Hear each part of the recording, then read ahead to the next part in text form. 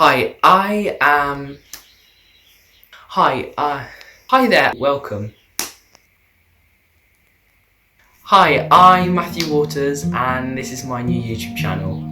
So on here I'm mainly going to be doing videos about theatre and... it's literally just going to be videos about theatre. But they might be vlogs of when I go and see a show, they might be reviews of shows that I've seen. So yeah, I hope you enjoy them. And to start it off today, I'm going to do a review of a show that I saw 2 days ago on Wednesday. And that show was... I saw Come From Away at the Phoenix Theatre in London. I originally meant to go back in February, but I found out that after I booked £12 tickets with the pre-sale through the app Datix, and I actually found out that I booked them on the day that I had a dress rehearsal for a show. So I had to give my ticket to someone else and I couldn't go on that, and then I rebooked to go and see it 2 days ago. And I'm just going to say from the start, it was phenomenal. It was absolutely outstanding. It's the best thing I've ever seen. So the show runs for 1 hour and 40 minutes and with no interval. It's just one act, which I think is really nice because it doesn't break you up from the story like a show with an interval does. And I was sat right at the top of the grand circle, which is weird because normally theatres go like stalls, grand, upper circle, but the Phoenix goes stalls, stalls, dress, grand, so grand is actually at the top. And I was sat in row G14, so I was central, but I was quite far back, and the seat was only £35, and for the price I would pay that seat again, but the view was... Because you were right in the middle, normally as the seats curve out, they become more like you're sitting in a gap of someone so you can see through their heads. But because you're right in the middle and all of the middle seats are in a long line, I was just looking into someone's head for most of it. I could, because I was on the aisle, there's a central aisle, I could put my legs out to the side and stretch out, and I could just lean on the side and look past them. So it was okay, but in terms of view, it wasn't the best, but it wasn't the worst. But I would pay again because it was such a cheap price, and it's such a small theatre. You feel really close, you have a really strong connection with the actors on stage. So I had 3 understudies on when I went to see it. I had an understudy playing... what's his name? I had an understudy playing Claude, I had an understudy playing Bonnie, and an understudy playing Hannah.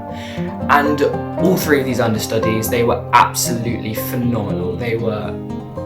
There's a real stigma with understudies that if you go and see a show with an understudy in, it's not going to be as good as if you saw it with the real cast. But the understudies, you wouldn't have known if you didn't know the cast. You wouldn't have known that they were understudies. Their performance was phenomenal, and the whole cast.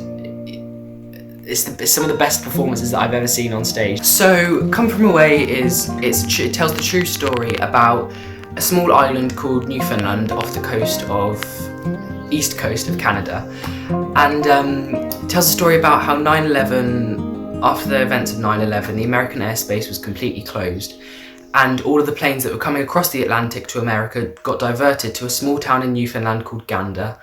And the town had like a population of about 9,000, and there were sort of 7,000 people in total that came off these planes.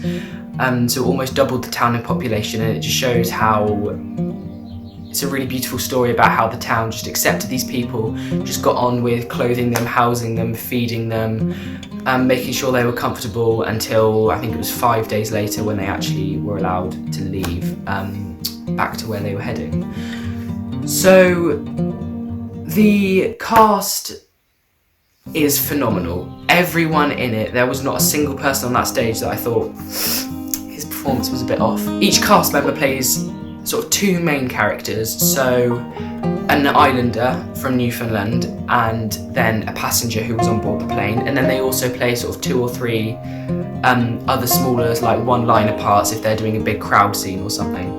And to switch between characters, they literally had an item of clothing, like they might take off a jacket or put a hat on, and then they'd snap different accent, different posture, and you just forget that they were the same actor. It's the way that they'd like snap between 2 people. It sounds really confusing if you were watching it, but it's just not like the way that they can just switch and just click onto a different character, it was absolutely phenomenal. It was some of the best performances I've ever seen.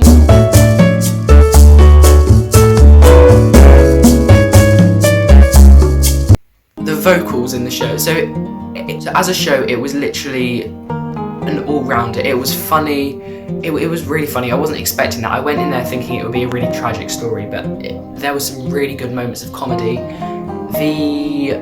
There were sad moments as well. There's a woman in it who loses her son. She's stuck in Newfoundland, unable to get out, and her son was a firefighter in New York who helped after the 9/11 attacks, and she discovers that he actually died.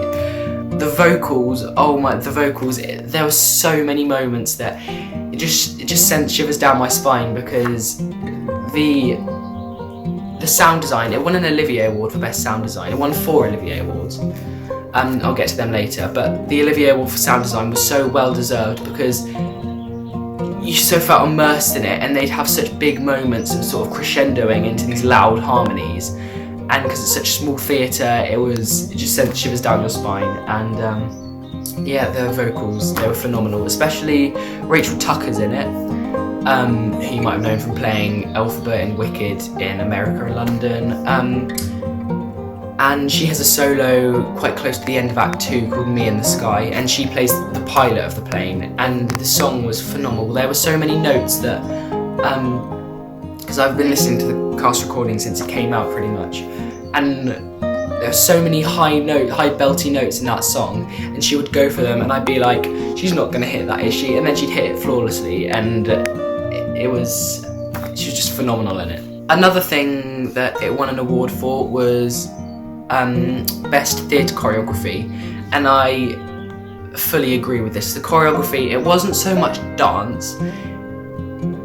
The music had come from away in Newfoundland. It's got a very sort of Celtic influence from Ireland, and all of the music has a really strong drum beat and some violins, and the drum beat, they really sort of played with that in the choreography, so there was lots of like stamping and clapping, and the way that they carried this out, it was really sort of, I don't know what the word is, it really kind of immersed you into it. The whole set was sort of trees at the side of the stage, and then literally 2 tables and about 12 chairs. And there was like no flies, nothing. It was purely that for the whole time, and I thought, oh, this is going to get a bit boring. But the way they moved the chairs, there was a revolve as well. And so all of the actors moved every single chair, and it was so well rehearsed. So for instance, when they went into the plane scene, they literally lined the chairs up down the middle of the revolve, sort of 2 by 2, side by side, and the way that the actors snapped, so it went from the island scene into that, and they snapped character, put a coat on, knew exactly which chair they were getting, exactly where it would go, and they did all of that within sort of 3 seconds, and they went straight into the next scene. And that's choreography in itself, like being able to rehearse that and remember and do that continuously for 1 hour and 40 minutes, each with a different transition, it is just amazing. What's really nice as well is the band is on stage, sort of mixed in amongst the trees at the side, and at the end, right after the bows, they all come out for about 2 minutes and play a massive band piece, and they're all stood there, and it's really nice because normally the band is kind of shoved away under the stage, you only really get to see the conductor, but in this it's really nice because they're fully included, they get their own proper moment at the end of the show where they can sort of show off their musical skills. And the drummer had sort of like a hand drum, and a violinist also came onto the stage halfway through the show when it was like a bar scene, and they started playing as if they were in the bar there, and it really, I don't know, it kind of brought it to life, because normally with a musical you think it's weird because this music just starts playing out of nowhere because you can't see the band, but because they were in the bar scene, it kind of helped. It made it seem as if the music was actually there being played rather than just by some random musicians who just happened to start playing. But yeah, the music is phenomenal. The production's played in Toronto and Broadway, and it's going to Australia, I think, I'm not sure.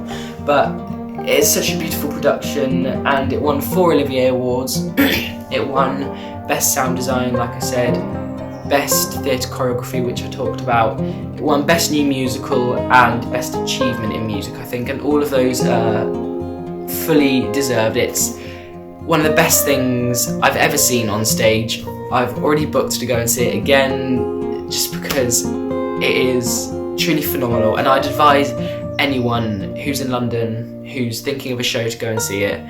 Go and see Come From Away, which is playing at the Phoenix Theatre. So that was my first video on my new channel. I really hope you enjoyed it. If you did, if you're into theatre as well, subscribe and comment down below your favourite shows. Yeah, that's all from me. Thanks for watching, and I hope to see you again soon.